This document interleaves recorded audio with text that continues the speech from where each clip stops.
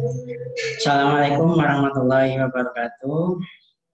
Untuk hari ini kita akan membahas tentang menu pengaturan. Jadi di menu pengaturan ini ada beberapa submenu. Yang pertama preferensi, akses grup, pengguna, penomoran, desain cetakan, dan update store. Oke. Kita mulai dulu dari submenu preferensi. Kita klik ya submenu preferensi. Oke, masih menunggu. Nah, pada submenu preferensi, di sini ada beberapa menu. Yang pertama perusahaan, fitur, pembelian, pembatasan, atribut tambahan, akun perkiraan, dan menu lain-lainnya. Nah, pada menu perusahaan, di sini memuat informasi dasar mengenai perusahaan yang menggunakan aplikasi akurat online. Misalkan di sini nama perusahaannya Beta Center, kabel distribusinya retailer. Di sini ada menu-menu pokok, ada info-info pokok yang termuat dalam menu perusahaan. Kemudian di sini ada info perusahaan, kemudian ada alamat. Nah, yang paling penting yang harus kita perhatikan adalah tanggal mulai data. Nah, tanggal mulai data di sini adalah tanggal awal atau cut off mulai perusahaan menggunakan aplikasi akurat online. Misalkan di pertengahan, katakanlah perusahaannya berdirinya sudah lama. Nah, kemudian di pertengahan perusahaan menggunakan akurat online, katakanlah mulainya tanggal 1 bulan 1 tahun 2021. Berarti nanti yang dibutuhkan adalah laporan keuangan per tanggal 1 bulan 1 2021. Nanti laporan keuangan yang dibutuhkan adalah laporan keuangan pada saat tanggal mulai data ini. Kalau misalkan perusahaan mulai menggunakan program aplikasi akurat online pada pertengahan perjalanan. Kemudian di sini ada periode akuntansi. Untuk periode akuntansi secara standarnya di Indonesia digunakan periode akuntansi Januari sampai Desember. Nah, itu adalah periode akuntansi standar yang digunakan. Dan kalau misalkan kita sudah memasukkan semua data-datanya, kita klik simpan. Oke. Ini untuk menu perusahaan. Kemudian di menu pengaturan, di preferensi,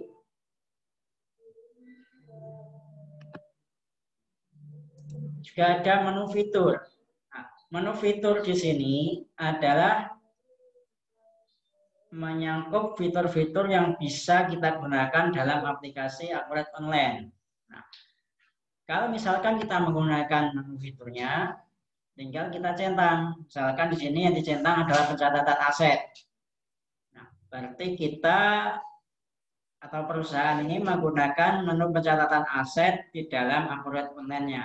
Nah, ada beberapa menu. Yang pertama multi cabang. Oke. Untuk multi cabang ini digunakan apabila perusahaan mempunyai beberapa cabang. Bisa menggunakan multi cabang. Tapi nanti untuk laporannya bisa laporan per cabang. Kemudian multi mata uang apabila perusahaan menggunakan beberapa mata uang. Misalkan mata uang dolar untuk impor. Nah, berarti dia bisa pakai multi mata uang. Kalau hanya rupiah saja yang digunakan dalam perusahaan, ini tidak perlu dicentang. Kemudian pajak, menu pajak di sini dibutuhkan apabila di dalam usaha perusahaan nanti usahanya termasuk di dalamnya yaitu pemungutan atau dipungut pajak. Misalkan salah satu contohnya katakanlah perusahaan bergerak di bidang jasa. Nah, otomatis ketika perusahaan bergerak di bidang jasa nanti ada pajak pada saat pelanggan menggunakan jasa. Misalkan bergerak di bidang jasa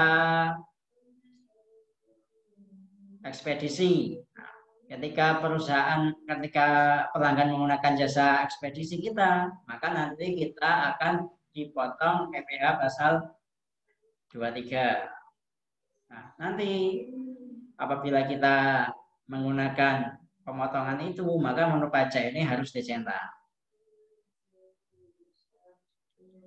Kemudian ada juga kalau misalkan PPN, perusahaan memungut PPN, jadi ada menu pajak di sini harus dicetak juga. Kemudian ada menu persetujuan. Nah, menu persetujuan di sini adalah menu apabila di perusahaan menggunakan otorisasi baik dari direktur ataupun manajer misalkan. Setiap pembuatan faktur, baik itu faktur penjualan atau pembelian perlu persetujuan, maka menu persetujuan ini bisa dicetak. Apabila katakanlah ini pembelian, apabila pembeliannya menggunakan menu persetujuan, ketika pembelian itu belum disetujui, maka pembeliannya itu belum mengurangi stok. Nah, apabila tidak ada persetujuan dari direktur atau katakanlah manajer, maka ini tidak perlu dicetak. Kemudian menu pencatatan aset. Nah, menu ini dibutuhkan apabila perusahaan mencatatkan aset-aset tetap, misalkan kendaraan, gedung, inventaris, dan lain-lainnya. Nah, untuk standarnya, perusahaan itu mestinya melakukan pencatatan aset tetapnya, sehingga untuk menu ini harus dicetak. Nah, kalau tidak dicetak, maka menu aset tetap yang di samping ini tidak akan muncul. Karena ketika tidak dicetak, otomatis perusahaan tidak melakukan pencatatan aset. Tapi kalau dicetak, perusahaan melakukan pencatatan aset. Kemudian anggaran dan target. Apabila perusahaan menggunakan anggaran dan target, misalkan sebuah proyek itu kan ada anggaran dan targetnya, maka ini perlu digunakan. Ataupun kalau misalkan tidak menggunakan anggaran dan target, tidak digunakan pun tidak masalah. Nah, dari sini untuk fitur dasarnya yang biasanya digunakan adalah pencatatan aset ini, pencatatan aset. Atau kalau perusahaannya itu memungut pajak atau dipotong pajak, maka menu pajak ini bisa dicetak. Oke, ini untuk fitur dasar. Kemudian fitur penjualan. Untuk fitur penjualan, di sini ada penawaran pemesanan penjualan apabila perusahaan menggunakan bisa dicetak. Kemudian retur penjualan, apabila perusahaan ada retur bisa dicetak juga, kalau tidak perlu. Kemudian tukar faktur. Tukar faktur di sini biasanya apabila perusahaan mengirimkan barang, kemudian pelanggan itu sudah melunasinya, maka faktur yang asli akan diberikan kepada pelanggan. Nah, itu tukar faktur biasanya dilakukan dalam hal seperti itu. Kemudian penyesuaian harga atau diskon. Jadi ketika perusahaan di tengah jalan ada penyesuaian harga atau diskon, bisa menggunakan centang ini. Nah, di sini nanti untuk penyesuaian harga ada harga minimum yang bisa digunakan, ada harga yang digunakan sekarang. Apabila misalkan harga minimumnya untuk penyesuaian harga di sini ditetapkan 4.000, apabila dijual dengan harga di bawah 4.000, maka nanti akan ada notifikasi. Kemudian untuk penjualan ada faktur di muka. Fakturnya terlebih dahulu, baru pengiriman kemudian. Kalau misalkan itu digunakan, bisa dicetak. Kemudian di menu penjualan ada menu salesman atau tenaga penjual. Nah, biasanya perusahaan-perusahaan yang menggunakan salesman atau tenaga penjual memberikan komisi untuk salesman tersebut. Nah, tenaga penjual di sini dicentang apabila di dalam perusahaan itu ada sales dan kemudian ada perhitungan komisi. Misalkan komisinya dihitung per faktur seperti itu. Nah, sehingga tenaga penjual perlu dicentang apabila perusahaan menggunakan salesman dan memberikan komisi untuk tenaga penjual. Kemudian klaim pelanggan. Klaim pelanggan di sini apabila contohnya ada garansi. Ya, ketika ada garansi, pelanggan menyerahkan barangnya ke kita, maka otomatis persediaan akan bertambah. Nah, untuk memudahkan di Akurat Online ini dibuat menu klaim pelanggan, di mana apabila nanti ada pelanggan-pelanggan yang mengirimkan barangnya untuk diklaim, katakanlah barangnya rusak, maka ada penerimaan barang. Nah, di sini gunanya untuk klaim pelanggan,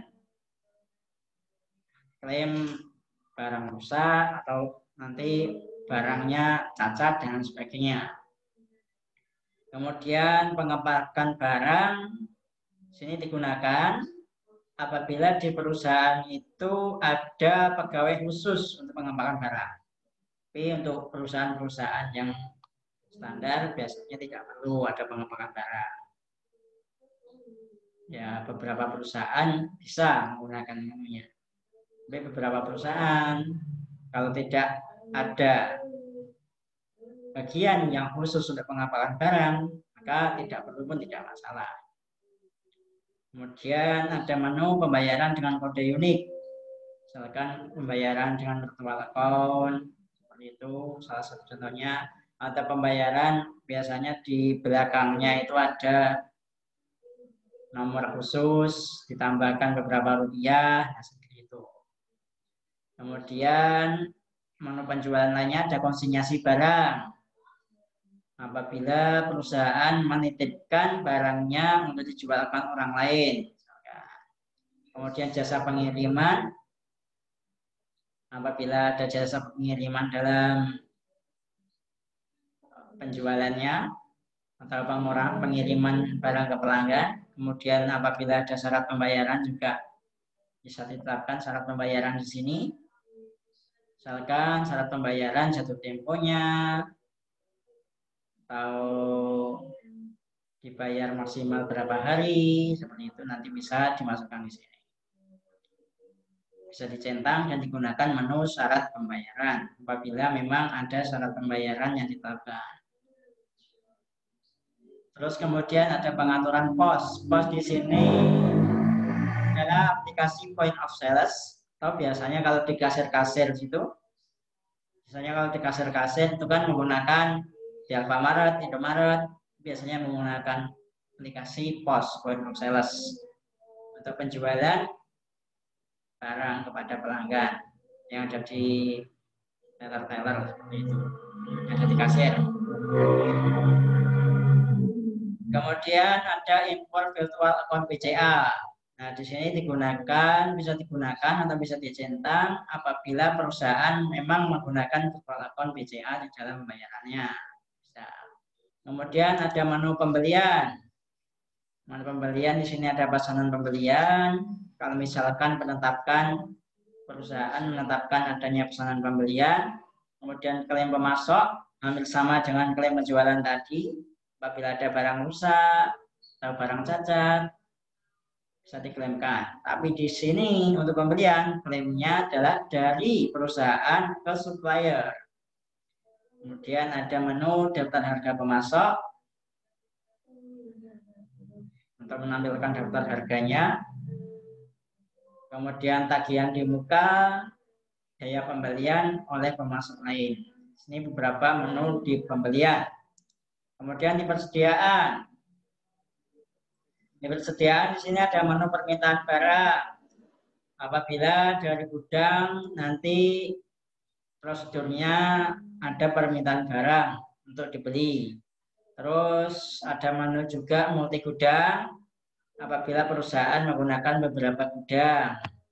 Dan multi satuan barang apabila satuan barangnya bermacam-macam. Kemudian nomor serial atau produksi. Apabila di dalam barang yang dijual itu ada nomor serinya. Misalkan kalau HP ya ada emailnya. Atau misalkan kalau itu obat-obatan ada batch number-nya dan sebagainya. Kemudian ada produksi sederhana. Apabila di dalam perusahaan ada perakitan barang atau produksi. Misalkan ada barang A, B, C, D dijadikan satu. Nah, itu yang dimaksud dalam produksi sederhana di sini.